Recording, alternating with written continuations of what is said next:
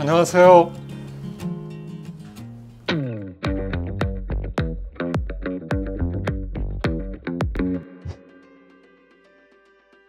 현대 인문학의 주된 주제가 위기이죠. 위기인 것은 맞습니다. 그리고 저는 인문학의 위기는 인문학이 자초한 거라는 생각입니다. 인문학이 자신의 본연의 궤도에서 이탈해 가기 때문에 인문학에 대한 일반인들의 어떤 기대 이런 게 충족이 되지 않는 상황이고요. 그래서 인문학은 빨리 본연의 자세로 돌아가서 삶과 사회, 그 다음에 인간에 대한 시대에 걸맞는 깊이 있는 담론을 업그레이드하고 생산해내야 합니다. 그게 이루어지지 않는 한 인문학의 위기는 아마 더 심화될 수 있습니다.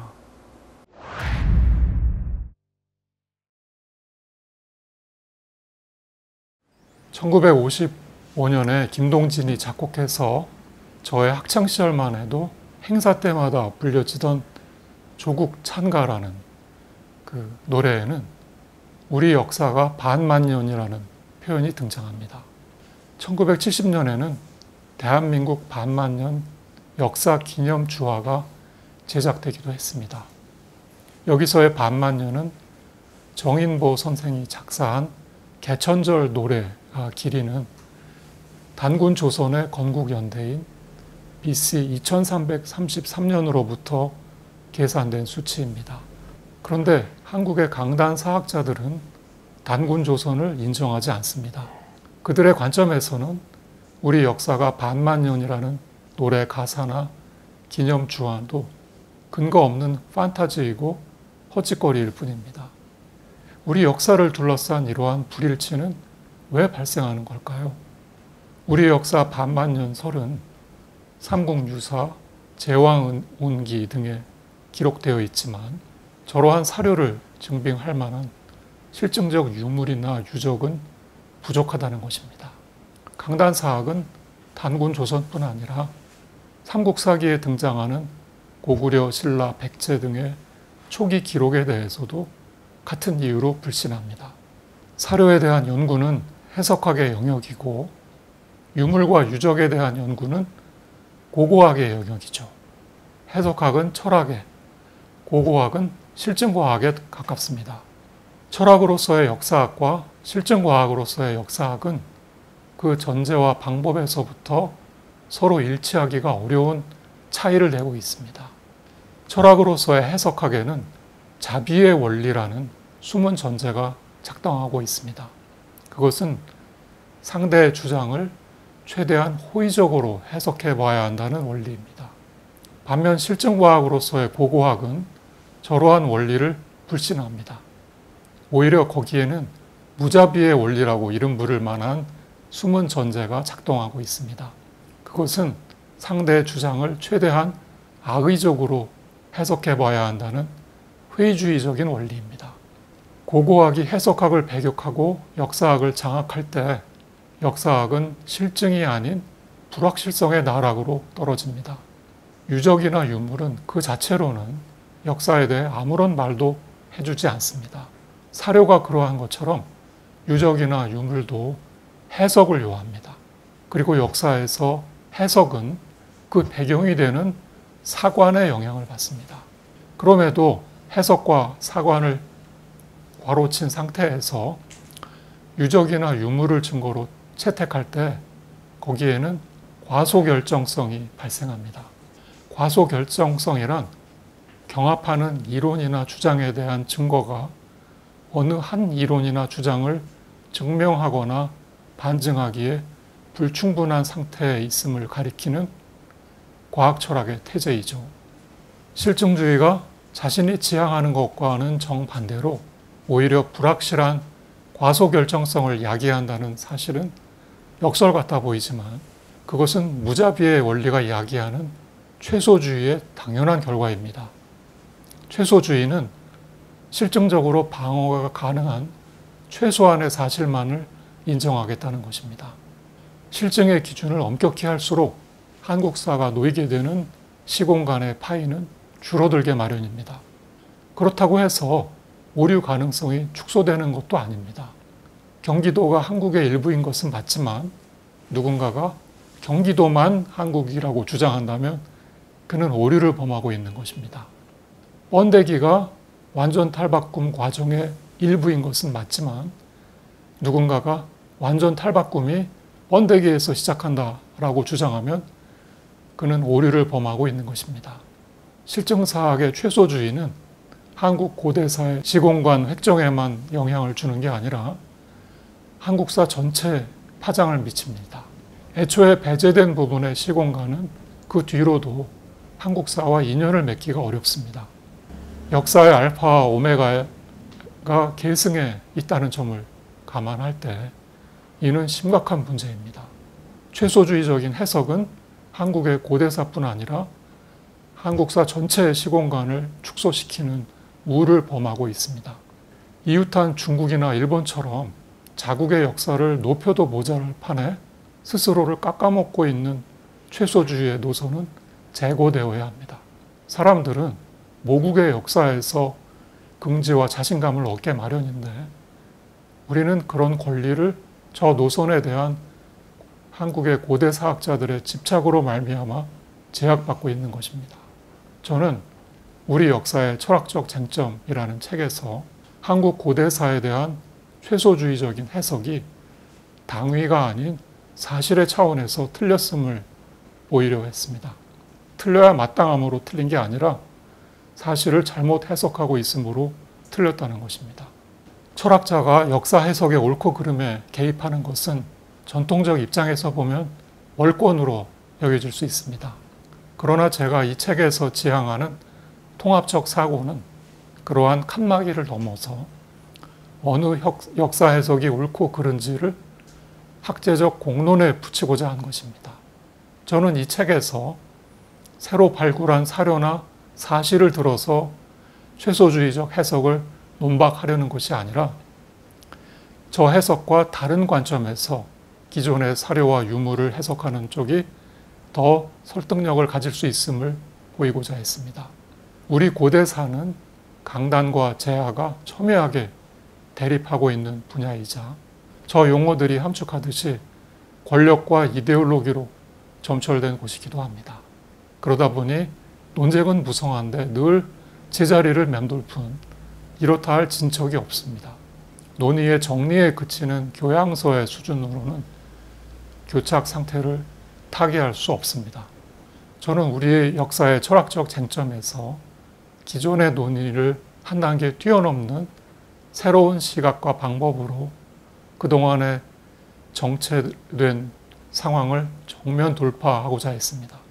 저는 국수주의로 흐르는 1인칭적 사관, 실증주의에 함몰된 3인칭적 사관과 대비되는 2인칭적 사관을 선보이는 한편 철학적 분석과 논증의 메스로 우리 역사에 켜켜이 쌓인 편견과 이데올로기의 때를 씻어내보려 했습니다. 누군가 마땅히 했어야 했을 작업이지만 우리 역사와 철학의 크로스오버는 국내외를 통틀어서 전례가 없는 시도이기 때문에 저는 각별한 소명의식과 각오로 지난 23년간 이 책의 준비에 심혈을 기울였습니다. 우리 역사의 철학적 쟁점의 얼개를 일부 소개하면 다음과 같습니다. 일부의 제목인 우리 상고사와의 대화는 우리 상고사 연구에 대한 총체적인 반성을 고대의 한중 관계에 전맥시켜서 시도하는 1장 우리 상고사의 철학적 반성과 그 다음에 우리 상고사를 종적 계통, 횡적 강역, 민족 문제의 세 축을 중심으로 가늠해보는 2장 하늘과 땅과 사람으로 구성했습니다. 1장에서는 우리 상고사 연구에 드리워진 중하와 사대 그늘을 적시하고 해체하는 작업을 전개했습니다. 중국의 역사 공정이 어떻게 중국과 우리의 역사를 동시에 왜곡하고 있는지를 규명하고 중국이라는 국가와 민족의 역사적 허구성을 사료와 문헌에 대한 분석을 통해 논증했습니다.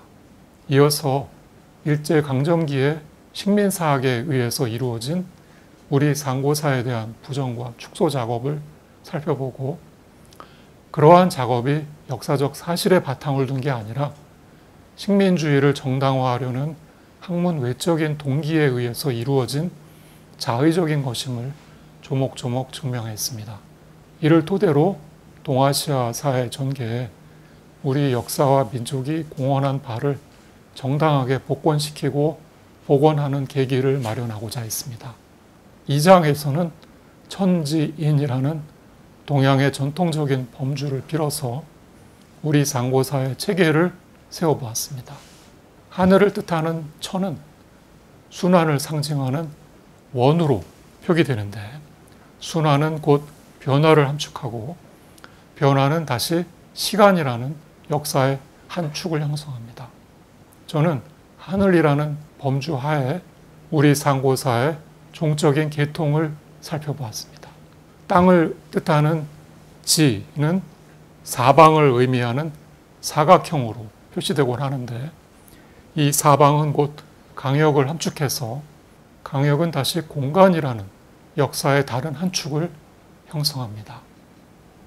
이는 서 있는 사람을 의미하는 삼각형으로 표기되곤 하는데, 사람은 곧 민족을 함축하고 민족은 종과 횡으로 뼈치는 연대성으로 역사의 또 다른 한 축을 형성합니다.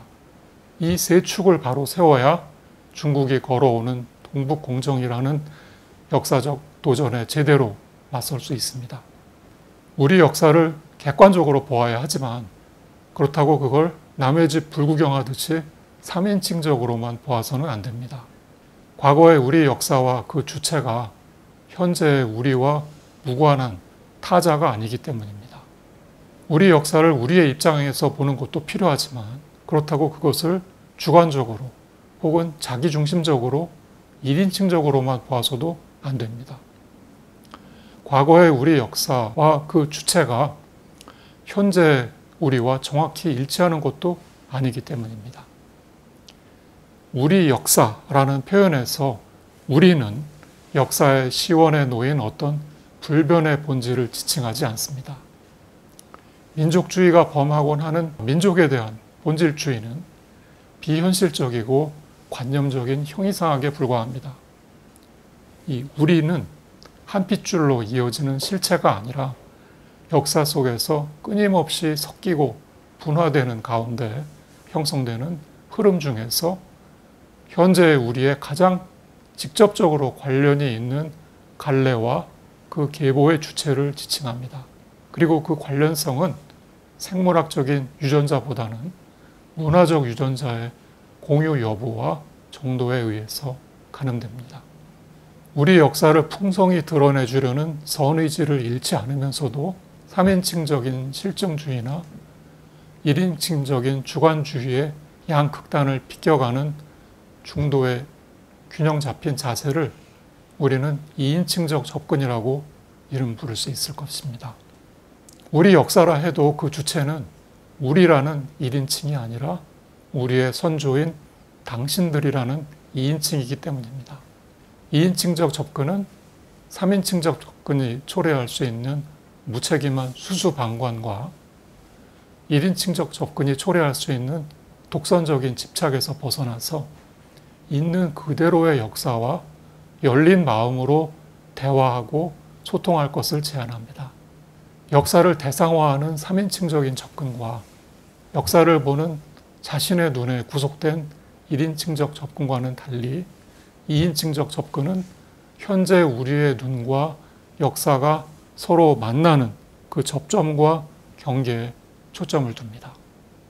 2인칭적 역사 해석은 바로 그 접점의 사건입니다. 2인칭적 관점은 현재 우리의 입장을 과거의 우리 역사에 그대로 투사하거나 동일시해서는 안 됨을 역설합니다. 현재 우리의 지평과 과거 우리 역사의 지평 사이에는 망각과 단절과 변이와 차이가 놓여 있기 때문입니다. 한반도를 우리 역사의 시작과 끝으로 보고 한반도의 정착민을 현재 우리와 동일시하는 반도사관은 역사를 이루는 역동적인 혼용과 변화의 과정을 놓치고 있습니다. 우리의 과거와 현재는 가다머가 말하는 해석학적인 지평융합의 과정을 거쳐서 만나야 합니다. 이 과정에서 우리 역사를 애정 어린 눈으로 볼 줄 아는 공감의 정서가 있어야 그로부터 어떤 교훈과 메시지를 얻을 수 있습니다. 저는 2인칭적 역사학이 중국의 동북공정 시정에 필요한 한국 상고사 연구의 방법이라고 봅니다. 우리 역사의 철학적 쟁점은 그러한 방법을 우리 상고사 연구에 실제 적용해서 쓰여졌다는 점에서 2인칭적 역사학의 이론과 실제를 반영하는 것으로 평가되기를 희망합니다.